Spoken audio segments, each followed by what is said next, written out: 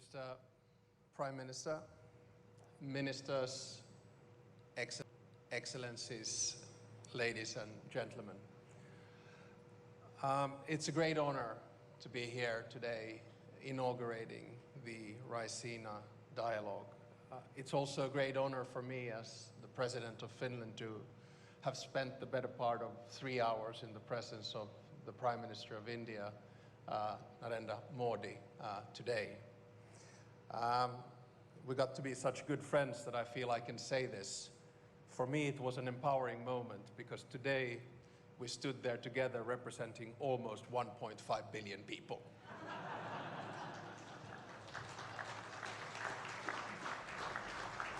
And I'm sorry the speech is going to go only downhill from here. During the past decade, it's been remarkable to see how Raisina has developed into one of the foremost platforms for strategic thinking and global engagement. And I think for that, we should all be thankful to both Minister Jai Shankar and Samir Saran. The fact that you've been able to do this in 11 years and gather such a distinguished group with some flight problems getting here, I think is remarkable. So congratulations for that. Let me take some 20 minutes of your time and begin by the following. I think we human beings make 3 mistakes. The first mistake is that we over-rationalize the past. We think that the world worked in a certain way and juxtapose examples thereof. The second mistake we make is that we over-dramatize the present. And when we do these 2 mistakes, the problem is that we end up underestimating the future. And I'll try to avoid that today, but the problem is that us nerds of international relations, we quite often draw parallels between the past and the present, sometimes to make convincing sounding predictions, and sometimes just to make the case that the world was more orderly and much better in the good old days. At the same time, we get quite het up about things that we see around us, as if the world has never experienced crisis of the scale that we are presently facing. I was reminded of this lately when, over the holidays, I read the biography of U Thant, former Secretary General of the UN, first Asian one. The book was called The Peacemaker. And I just drew the conclusion that, at least having read that, the number of global crises is actually fairly constant. Now, by this, I do not, in any which way, want to diminish the significance of the increase of the number of local and regional conflicts that we are now witnessing around the world. I'm deeply concerned what we see today in the Middle East, in Sudan, and in Ukraine, just to name a few. My worry, though, is that these conflicts are incrementally becoming global. And my aim today is to try to find a pathway back to an international order in which institutions, norms, and rules are respected. Without a functioning world order, power vacuums will be filled by raw power, rogue behavior, and predatory hegemons. So today we hear assessments that the rules-based world order is dead, that a wrecking ball is destroying all of the international institutions and rules that have been built since World War II, and that the rupture of the old system is inevitable. Sure, we're living through a major challenge in world politics. Sure, the old order is being challenged, questioned, and attacked. But I would argue against a binary, everything is lost kind of a view. I think the reality is actually much more complex. I really liked Mark Carney's speech in Davos, and Mark was here on a visit as well a few weeks back. And I sort of want to build on his speech here today. But instead of only describing what is presently wrong of the global order, or disorder as the case might be, or longing back to the good old days, I think we should set our sights on the future.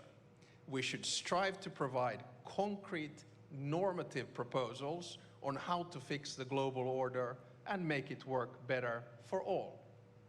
That is not idealism, but it is motivated by interests and realism. Now, you'll know that we Finns are often described as being cool, calm, and collected. And I see at least 2 former Swedish prime ministers and a former Danish prime minister in the audience, and you can ask them, I'm sure they will agree. Now, when the going gets tough, a Finn goes in the sauna and takes an ice bath. We consider it a good way to clear the mind, take a breather, and try to understand what is going on in the world. And that's what I'll try to do today. Not in the sauna or the ice bath, but here from the podium. I think this goes quite well with the theme of this year's Raisina dialogue, Sanskara, assertion, accommodation, and advancement, just like the chairman just noted. I think we have to sit down during these 3 days, take the world as it is, and make the best out of it in a dignified manner. So today I will kick off the Raisina dialogue by focusing on 2 things. First, I will attempt to identify the problem. So what's wrong with the world order today? And second, I will try to outline a number of possible concrete solutions for the future, which you can then tear apart in your dialogue. In both of these parts, I will reflect on India and what India teaches the world. It's an attempt by someone who's been born and bred into the Western dominated liberal world order to understand how the world is really changing and be open about it. My thesis is very simple. I believe that the global South will decide what the next world order will look like. And India, as a major power, will be a major, or if not the force in deciding whether the world will tilt towards conflictual multipolarity characterized by deals, transactions, and spheres of interest, or whether the world will tilt towards a new cooperative, fair, and representative multilateral world order based on international institutions, rules, and norms. The policy choices that India and other key powers make truly matter in this time of transition. They will set the direction of the future. Let me begin by stating the obvious. The world is changing, much like it did after World War I, World War II, and the Cold War. It'll take a few days to settle, but only 2 things are sure. One, there are more players who have agency than they were after World War I or World War II, or indeed the Cold War. And number 2, the starting point for a new settlement is different from 1918, 1945, and 1989. The global power balance has shifted. The global South has both demography and economy on its side. I mean, here we are in a country which is portraying growth rates of 7%, probably projecting all the way to 2047. And at the same time, it's the biggest democracy in the world. But my argument is that the era of a Western-dominated world is over. That's the disruption. This is obvious, but it will take some time to sink in across the West. Nostalgia can give us lessons, but it rarely provides us with solutions. So I think that a good starting point to any analysis is to deal with the world as it is, not with a world that we would wish it to be. So, we live in a time of power politics, a time where might seems to make right. Violence has once again become a go-to foreign policy tool used around the world with very little restraint. In Ukraine, Russia is trying to subjugate a sovereign country through a war that is a blatant violation of international law. The way this war will end will have major consequences, not only in Europe, but globally. It is in all of our interests that the outcome does not reward the aggressor. In the Middle East, the events have taken rapid turns. We're now witnessing a regional escalation with countries who were pushing for diplomatic solutions. I had the chance to speak to the President of the United Arab Emirates yesterday and the Emir of Qatar today, while getting insights from the Prime Minister of India on how he sees the situation. In Sudan, the vicious circle of domestic power battles and regional rivalry have led to one of the deadliest conflicts of our time, forcing millions of people to leave their home. Gone are the days when international politics were predictable, even to some degree. Now each new day may bring new surprises and challenges to tackle. This is, of course, interesting for us who deal with international relations, but in terms of global stability, it is an ongoing challenge. One of my favorite foreign ministers, Dr. Jaishankar, has remarked, and let me quote once again, "Europe has to grow out of the mindset that Europe's problems are the world's problems, but the world's problems are not Europe's problems." End of quote. See, this is what you get. You give speeches and you quote someone else and immediately everyone applauds. I wholeheartedly agree with you, Dr. Jaishankar. What we need to recognize is that all the three examples that I mentioned, Ukraine, Middle East and Sudan, and many other wars and conflicts are all of our problems. We need to work together to solve them. We can see the effects of Russia's war of aggression in Ukraine on fertilizers, on oil prices. The same thing we're now seeing, of course, with the ongoing conflict in the Middle East. Now, does all of this mean that the liberal world order, the one we created after World War II, is dead? No, it doesn't. The fact that the rules are broken does not make the whole system null and void, any more than someone getting caught for speeding makes speeding limits irrelevant. If we give up on international rules, the current world order would collapse, but we are far from that. Now, none of the previous world orders have been perfect. We should drop the illusion of a utopian order in which all 200 nation states of this world live in harmony, peace, and eternal love. Instead, we should try to figure out how best to contain power in an imperfect world. When I say we should drop the illusion of a perfect order, I should probably specify. I mean we in the West. To us, the change we're living through has come as somewhat of a shock. History didn't end as many expected in 1989. For decades, we got to enjoy relative peace and stability, functional global supply chains, and stable alliances. At times, we offered advice and criticism from our ivory towers to those faced with a different reality. Now, our holiday from history is over. Instead of preaching and teaching, it's time for us to learn from others, and India would be a good starting point. India has been under no illusions. For your entire independence, you have based your foreign policy on a pragmatic and realistic worldview. You've showed the rest of the world what strategic caution and safeguarding autonomy means, all the while championing multilateralism and global cooperation. It is time that we all became a little bit more India. Whether you call it non-alignment or multi-alignment, you've been careful not to rely solely on the goodwill of one partner or bloc. You have invested in your own security and actively developed partnerships in many directions. Your approach makes sense. You represent 1/5 of the global population, together with Finland. And you cannot be a mere follower. You have to be an active and independent actor. The Europeans have now also been taught a lesson from India. Passivity is not a strategy.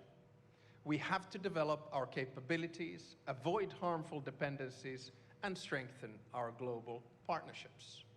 And we have to continue investing in our alliances. Indeed, for a country like Finland, the collective security that NATO provides is a necessity. The economic clout that the EU projects is a must. Despite not being part of a formal alliance, India does not isolate itself. Quite the contrary. Your power is based on active engagement. A timely example of this is, of course, the EU-India strategic partnership that took major steps forward earlier this year with the conclusion of a comprehensive free trade agreement and the launch of a security and defense partnership. I think this was huge. This agreement and the other major trade agreements signed by both India and the EU in the past year underline the fact that we still believe in multilateral cooperation and the benefit that it brings. Our deal is not just the mother of all deals, but a strategic choice and a gesture that opens up a new era in our relationship. Together, we're building a partnership that can set an example to the rest of the world. A partnership that is built on mutual respect and common interest and serves to strengthen the multilateral system, not to undermine it. We refuse to believe that future will only belong to, say, two great powers, while the rest of us are left to choose our sides. This does not hold true now, and it will not hold true in a decade or two. We should not allow it. So, let me then move on to my second part. So, a few concrete suggestions on how we can begin shaping the new world order. Some of the proposals are of substance and others are of process.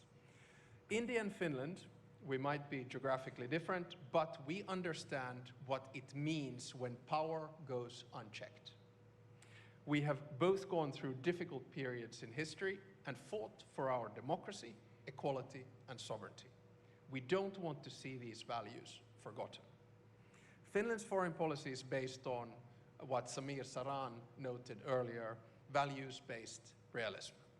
We stand by our values that we consider important and central to us: democracy, equality, justice, human rights, and freedom, just to name a few. At the same time, we are ready to engage in a dialogue and cooperation with countries that do not necessarily share our values. The aim is to find a balance between values and interests in a way that prioritizes principles but recognizes the limits of power and respect the reality of the world's diverse cultures and histories. You cannot solve the world's big problems, such as conflicts, technology, energy, or climate change, just alone. In many ways, India has been applying values-based realism for far longer than we have. Thousands of years ago, Kautilya's Artha Shastra recognized that the international system is competitive and interest-driven. It called for a pragmatic and realistic approach to statecraft. At the same time, the ruler's ultimate duty was to values and ethics guided by the concept of dharma.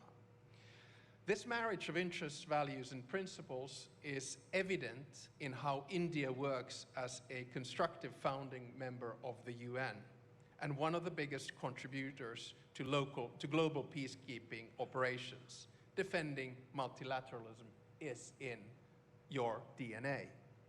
How then do we apply values-based realism in the multilateral system? I have three substantive proposals. Proposal number one, we need to improve representation. International institutions must not be one more tool of power for the powerful.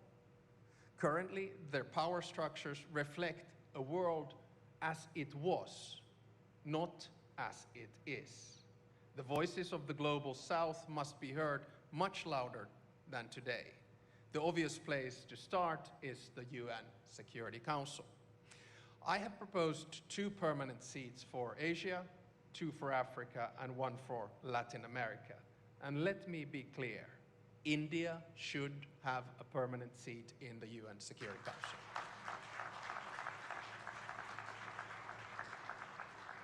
Equally, we should reform the Bretton Woods institutions. The countries where the future of the world economy is made should have a bigger say. We also urgently need to reform the WTO to work better for all of us. Currently, the rules-based trade system is not delivering as it should, and trade is being wielded as a geopolitical tool, an instrument of power. In this area, India's leadership is needed. Second, we must create rules and norms that bring stability, but allow for diversity. Technology, especially AI regulation, is a test case. AI is a life-changing technology.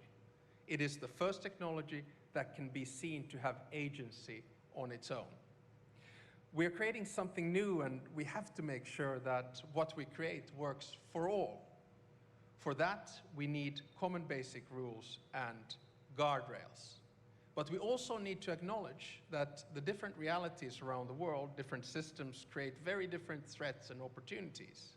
So new technologies should not deepen the digital divide between the developed and the developing world. They should bridge it. And in my mind, India is both a driver and a bridge of AI and technology. This is a field where you showed leadership recently in the AI Impact Summit. I could not agree more with you, Mr. Prime Minister, when you said in your address at the summit that AI will only benefit the world when it is shared. Third, we need to accept local and regional solutions while developing our joint international institutions. These 2 layers, local and global, can live side by side. My point is that for international institutions to survive, we need to strengthen regional integration globally. Mercosur, ASEAN, the African Union, the GCC, and the EU, and many others are examples of organizations which are good at dealing with regional challenges. Regional organizations are at their best when they support the multilateral system and amplify the voices of their members in the international arena. I add that victims of war cannot wait for perfect institutions. We have to push for solutions in an imperfect world. Global phenomena such as climate change, migration, have local impacts. They require solutions. Overall, we need to approach that foreign policy in what I call dignified foreign policy. We have to create an atmosphere of dialogue and engage with each other on an equal footing with respect.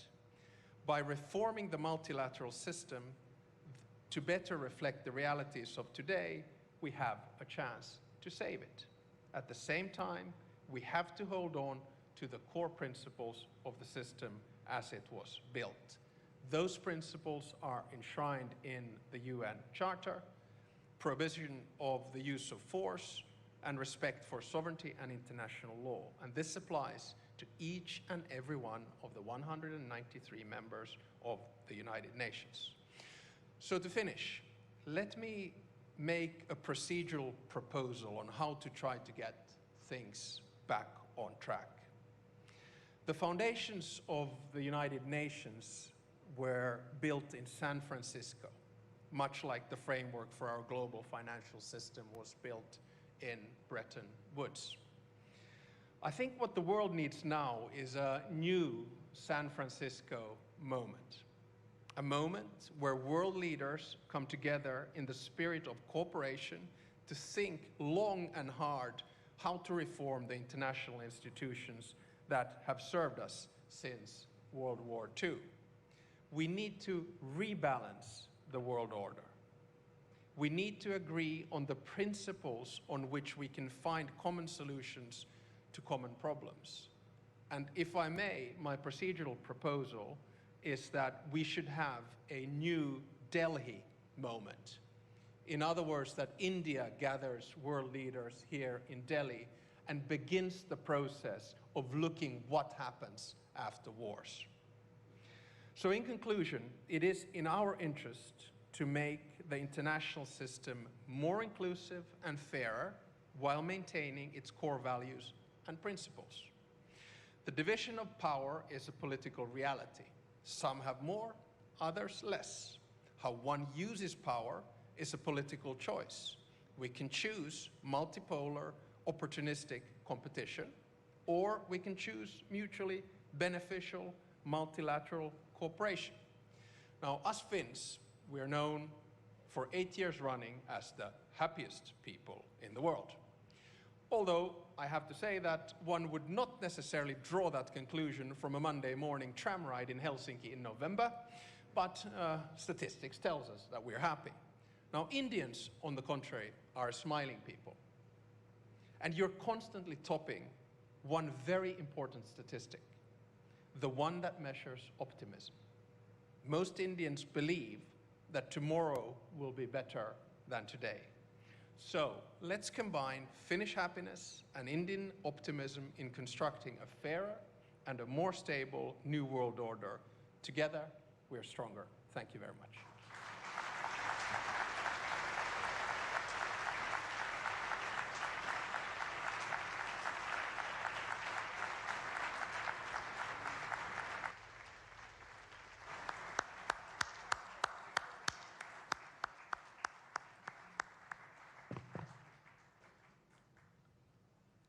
Thank you, Mr. President. Now may I invite His Excellency Dr. S. Jaishankar to propose the vote of thanks.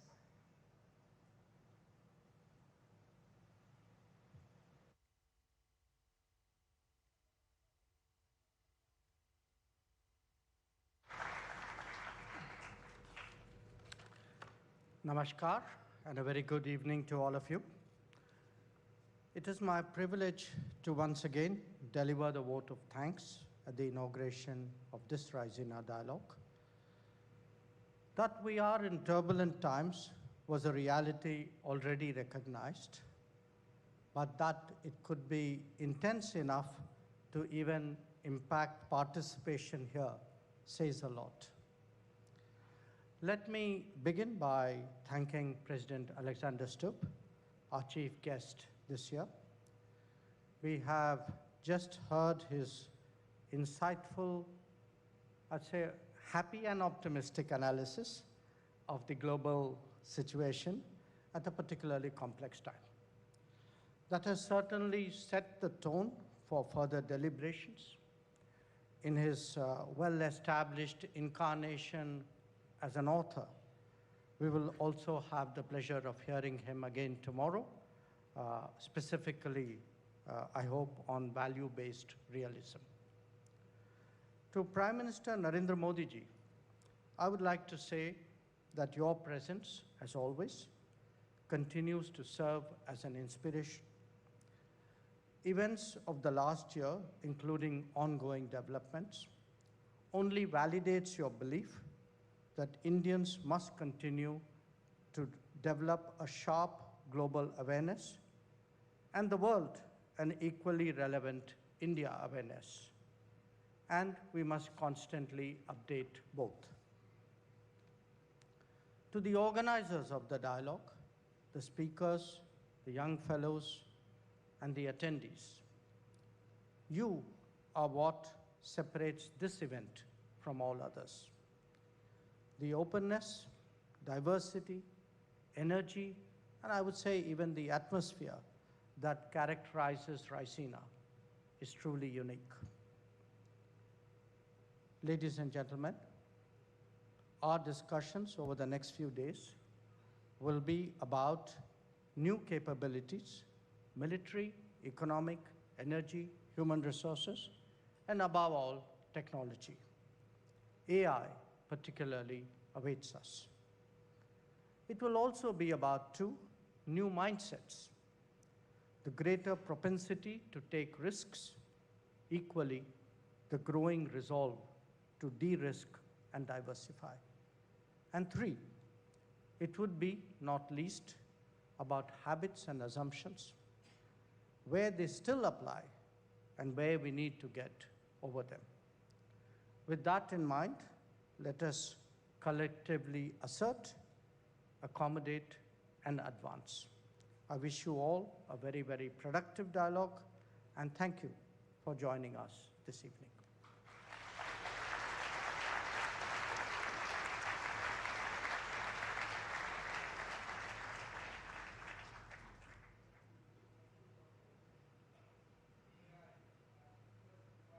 President Stubb and Prime Minister Narendra Modi ji on stage for a family photograph.